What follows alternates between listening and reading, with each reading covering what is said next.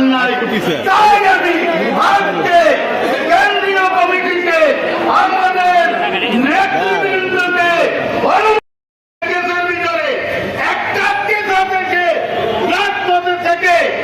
আন্দোলনের সামনে হয়েছে কেস খেয়েছে।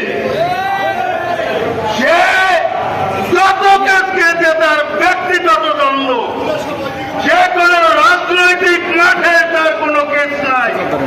প্রত্যেকটা সে বিভিন্ন ভাবে তার বিভিন্ন শত্রুরা বিভিন্ন কেসে তার নাম দিয়েছে, সেজন্য রাজনীতি তো তাই না। সুতরাং এদের যে অবস্থান, এই যে যারা মাঠে চলতে থাকবে, চলবে চলবে, এই বলে আমার সংক্ষিপ্ত। 26টা মামলায় কখনো আপনি বিএনপির হরতাল প্রোগ্রাম করতে গিয়ে মামলা খেয়েছেন? আপনি দেখাতে পারবেন না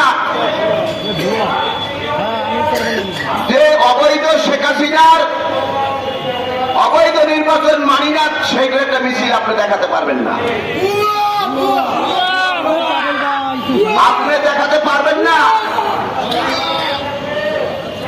তারেক রহমান এবং ডাক্তার জুবাইদা রহমানের বিরুদ্ধে যখন ফ্যাসিস্টরা সাজানো রায় দিয়েছিল, সেই রায়ের প্রতিবাদে আমরা রাজপথে বিক্ষোভ মিছিল করেছিলাম। আপনি আহ্বায়ক সাহেব একটি ছবি দেখাতে পারবেন না সেই রায়ের বিরুদ্ধে।